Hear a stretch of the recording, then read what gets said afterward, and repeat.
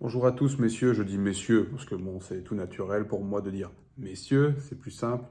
On parle entre hommes, hein, on parle entre bras, hein, tu vois, c'est un peu le principe.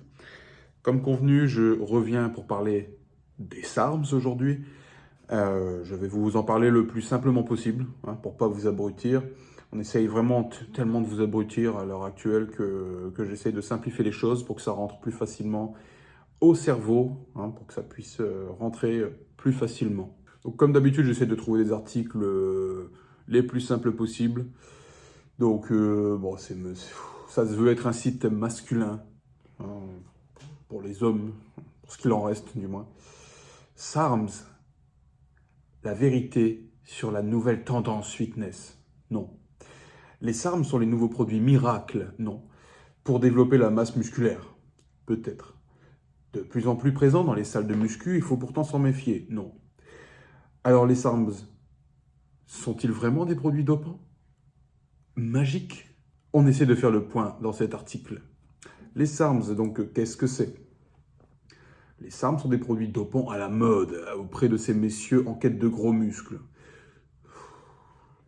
On appelle ça donc les Selective Androgen Receptor Modulators. Donc en fait, donc en français, modulateur sélectif du récepteur aux androgènes. Donc ce sont des produits qui permettent d'activer certaines cellules au niveau musculo-squelettique, plutôt que d'être des hormones elles-mêmes, genre la testostérone que tu injectes.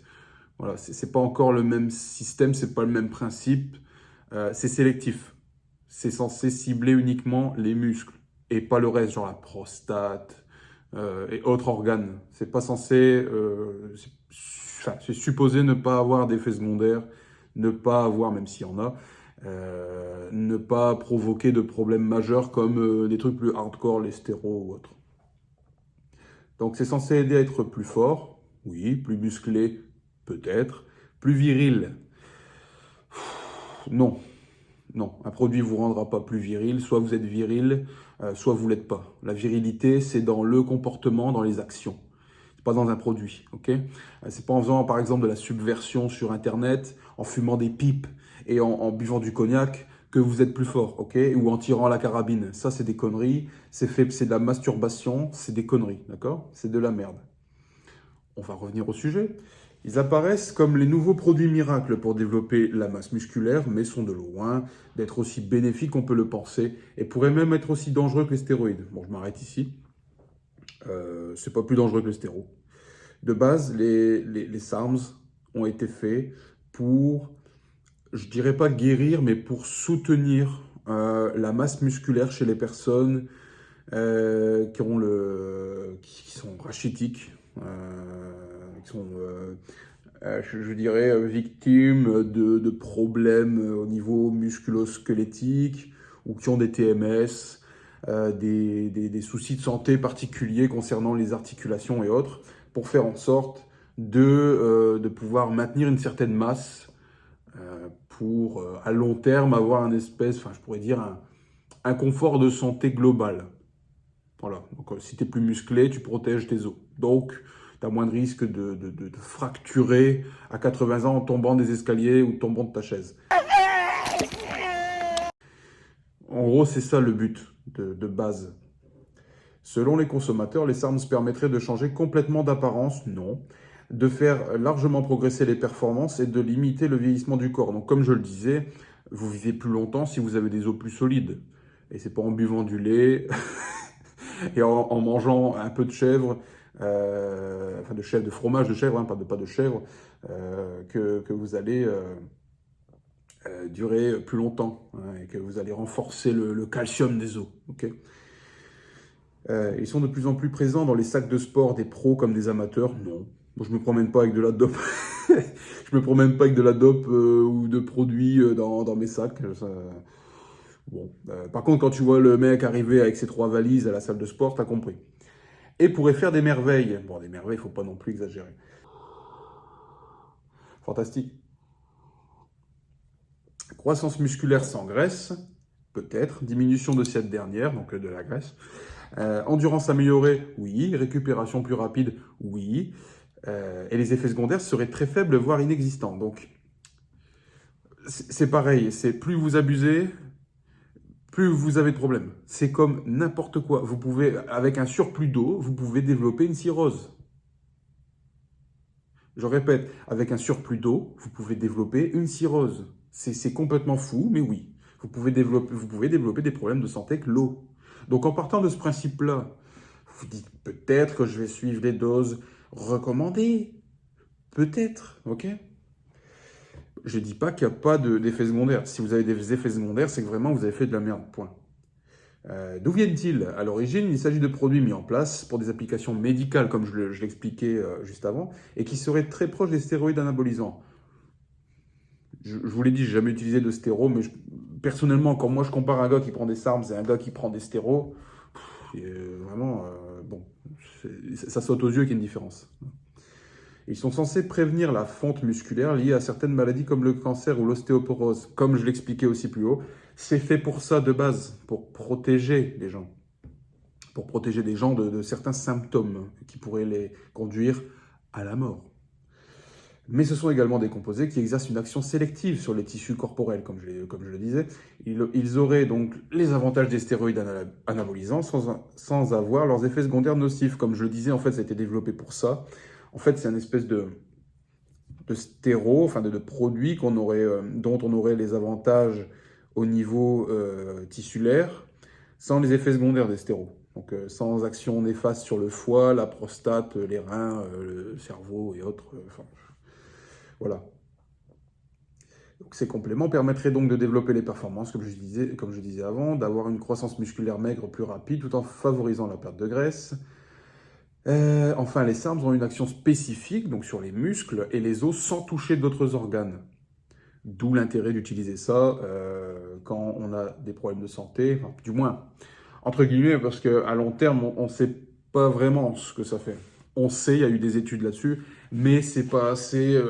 du moins, c'est concluant, mais sans l'être. C'est difficile à dire, ça n'a pas été utilisé de manière globale sur un pays entier. Voilà. Si dans le cadre d'une maladie comme le cancer, les SARMs peuvent prévenir la fonte musculaire. Pour les bodybuilders, ils permettraient d'éviter la perte de muscle, donc c'est anticatabolique avant d'être anabolique. Donc la perte du muscle gagnée au prix de beaucoup d'efforts. Donc ça peut être intéressant en sèche pour les personnes qui veulent éviter de perdre du muscle plutôt que de construire de la masse maigre. C'est plutôt fait pour ça, quoi.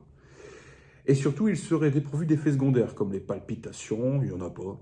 Les fluctuations de l'énergie, il n'y en a pas non plus. Contrairement aux stéroïdes, ils n'entraîneraient pas de lésion du foie. Franchement, si tu arrives à te briser le foie avec de l'ostarine, je ne comprends même pas. Pas d'acné, non. Pas de voix plus grave, ni d'augmentation de la pilosité, non plus. Ils seraient donc aussi efficaces que les stéroïdes et permettraient d'améliorer le travail des muscles, la prise de masse musculaire, la perte de graisse. Là, ça se répète un peu. Hein. Comment ça marche? On parle de testostérone. La testostérone, hormone mâle, jusqu'à preuve du contraire, c'est parfois, en ce moment j'ai un peu l'impression que c'est un peu l'inverse, fait partie des hormones androgènes. Elle aide à la formation musculaire, favorise la pousse des poils, rend la voix plus grave, jusqu'à preuve du contraire. Et normalement, le corps régule automatiquement la production d'androgènes via les testicules, avec la boucle de rétroaction négative fermée, qui est l'axe hypothalamo-testiculaire, la HPTA. Ok, j'en ai expliqué, je l'ai expliqué dans ma dernière vidéo sur les pro-hormones. Les bodybuilders recherchent davantage en utilisant des sources d'androgènes extérieurs, les stéroïdes anabolisants. Voilà. Ces derniers entraînent une surcharge d'androgènes qui va être convertie en œstrogène et entraîner des effets secondaires nocifs. Tout dépend de ce que vous utilisez, comme d'habitude. De plus, il y a un phénomène d'addiction aux stéroïdes anabolisants, je suis bien d'accord avec eux. Quand tu vois des débutants arriver, ça fait 3 semaines, 3 mois qu'ils font de la musculation, et le mec arrive à un résultat 3 fois comme le tien. Tu ne sais pas d'où ça sort, hein, mais et le gars reste comme ça toute l'année. D'accord? C'est bon. Avec les SARMs, seules les cellules qui comptent sont ciblées. Comme je le disais, ça cible les tissus musculaires. Ils transmettent des messages aux muscles qui grossissent ou au corps qui brûle des graisses. Ils ne s'attachent qu'aux cellules des tissus musculaires et osseux. Et le foie ou la prostate ne subissent pas de dégâts. Enfin, en théorie, il n'y en a pas. Je vous le dis encore une fois, si vous arrivez à vous déglinguer un organe avec des SARMs, c'est qu'à l'intérieur, c'est pas des SARMs que vous utilisez, c'est autre chose. Ils ont mis autre chose. Hein. Des stéros toxiques, des antidépresseurs, j'en sais rien, mais c'est pas des SARMs dans ce cas-là. Si vous avez une vraie source, et Dieu sait qu'il y en a, hein, je veux dire, il y a des labos qui font du très bon boulot, vous n'avez pas d'effets secondaires. Si vous avez des effets secondaires, franchement, non, c'est pas possible. Vous avez plus d'effets secondaires à fumer un paquet de cigarettes par jour pendant un mois qu'avec des SARMs. Littéralement. Quels sont les meilleurs SARMs? Bon, il n'y a pas de meilleurs SARMs, c'est individuel. Hein, je veux dire, certains trucs peuvent marcher, comme d'autres non. C'est vraiment du cas par cas.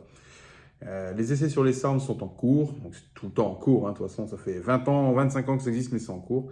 Pour l'instant, les plus prometteurs semblent être l'andarine, le S4, le ligandrol, le LGD4033, la cardarine, le GW, je sais plus, la testolone, donc mimique de testostérone, qui est le RAD140, et l'ostarine, le MK2866.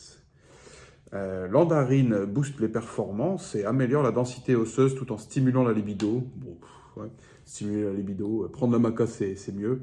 Le S4 est connu pour faire fondre les graisses, peut-être donner de l'énergie, mais c'est connu aussi pour donner une vision jaune.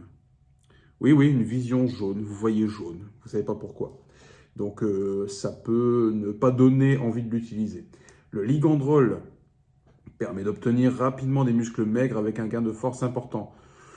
De la force, oui. De l'endurance, oui. Mais un gain de masse, franchement, pas plus que ça. La cardarine donc, permet de puiser dans les réserves de graisse. Ça, c'est pas un SARMS, celui-là. C'est... comment je pourrais dire ça? C'est... je vais vous retrouver ça. Hein, c'est un...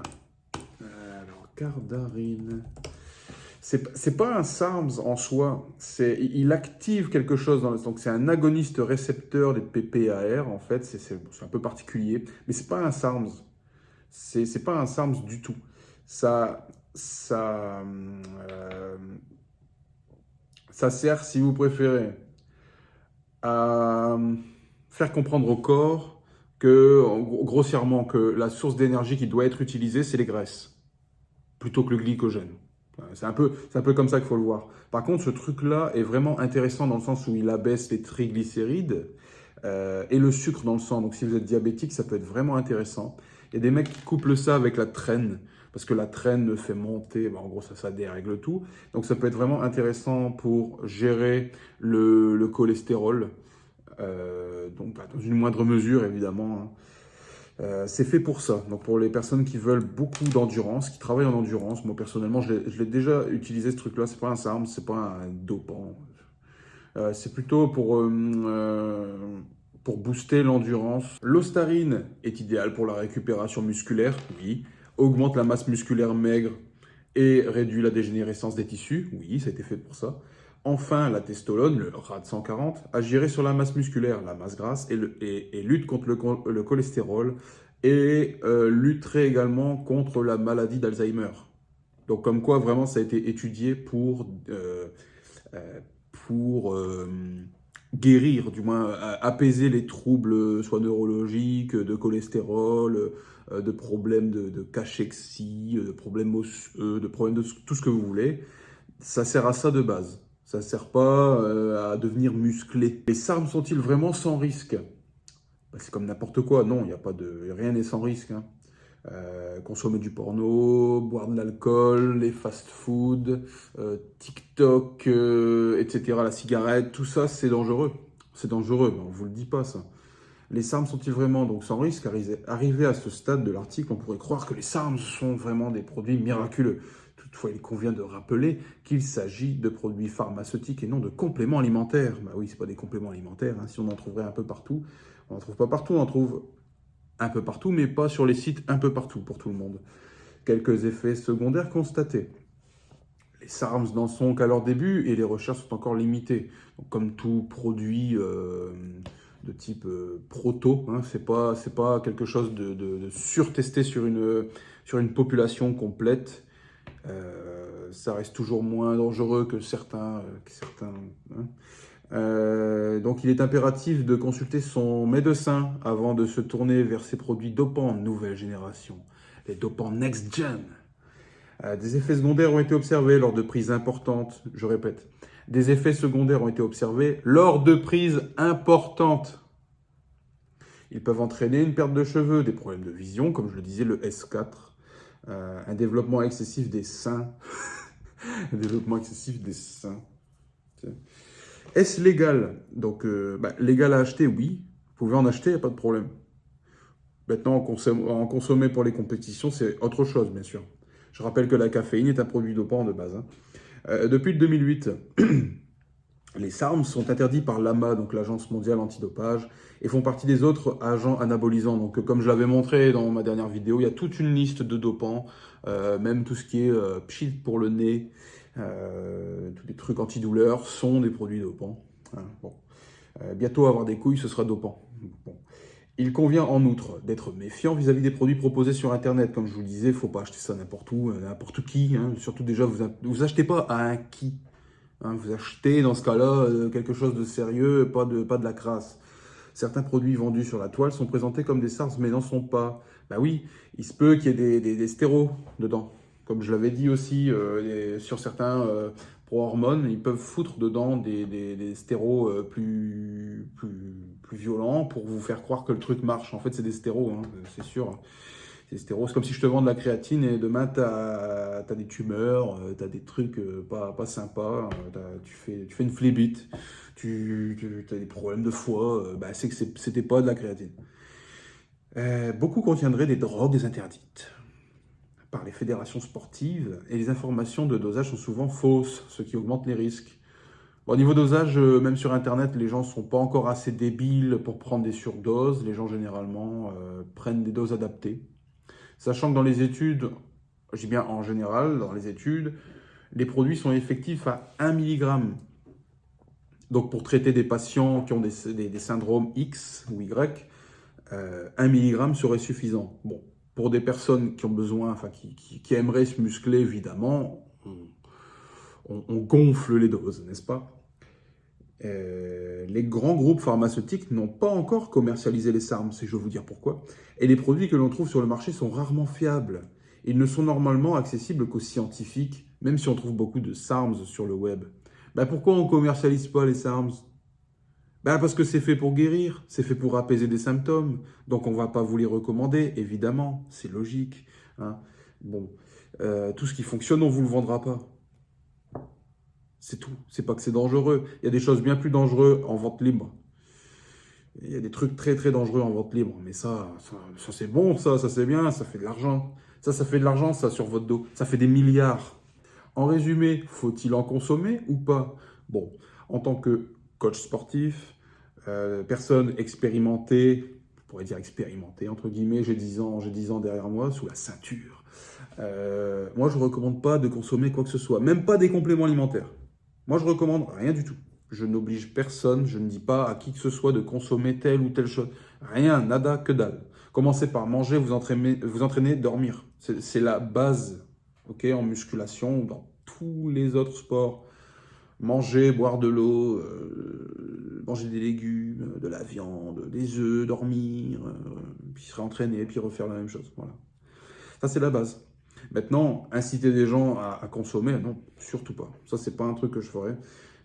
Personnellement, les SARMs, je recommanderais ça s'il fallait les recommander à quelqu'un d'avancé, quelqu'un qui a peut-être des problèmes articulaires, parce que c'est fait pour ça de base.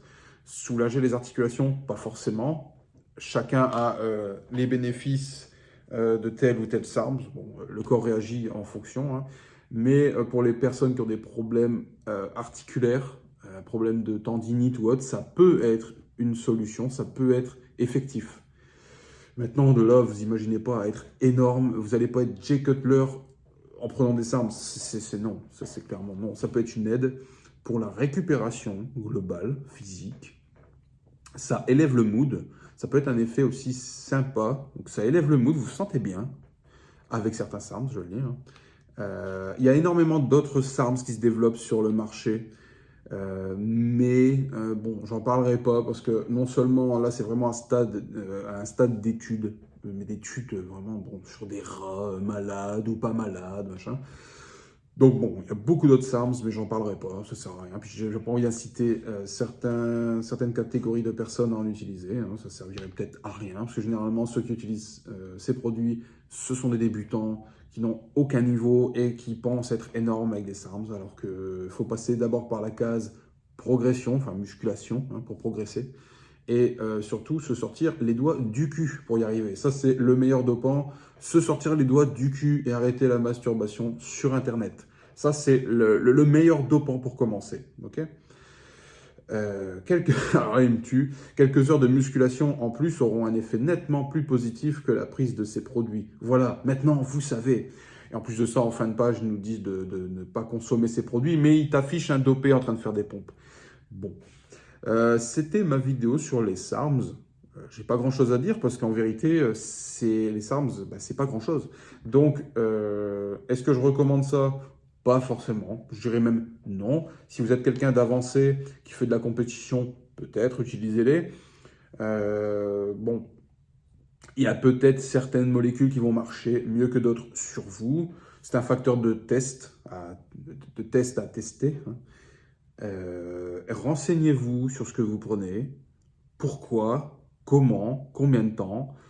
Les surdoses sur 20 semaines, ça ne sert à rien, vous allez avoir plus de problèmes qu'autre chose, c'est comme n'importe quelle substance, c'est logique. Sur des périodes courtes, ça peut être intéressant pour soulager, prendre un peu de force, récupérer, c'est surtout ça l'avantage, récupérer, hein, avant de vouloir être énorme, être un drogué. La pharmacodépendance n'apporte rien, que ce soit en muscu ou d'autres sports. Donc moi, je vous incite vivement, c'est à vous documenter là-dessus si vous souhaitez en faire ou pas. Moi, je vous le déconseille. Je vais parler de la détox la prochaine fois et les manières de s'auto-guérir, de l'auto-guérison, j'arrive plus à parler. Je vais faire des vidéos sur les plantes encore et l'auto-guérison. Chose dont on ne vous parle pas. D'ailleurs, je vais même peut-être basculer sur d'autres plateformes parce que je ne suis pas sûr de rester longtemps sur YouTube à force de parler d'auto-guérison. Voilà. Donc, je vous souhaite une belle journée, un bon training. Pour les coachings, vous savez où me rejoindre, c'est sur Instagram. J'ai pas mal de demandes. Je ne suis pas un industriel McCain, je ne suis pas le McDonald's du fitness. Mon but, c'est d'aider l'humanité et les gens à se développer physiquement et spirituellement à travers la musculation. Donc, je ne vais pas prendre 100 personnes par mois. Je limite mes coachings pour faire de la qualité. C'est mon but principal dans la vie, aider. Donc, vous savez où me rejoindre si vous le souhaitez. Je vous souhaite une belle journée, bon sport à tous et à la prochaine.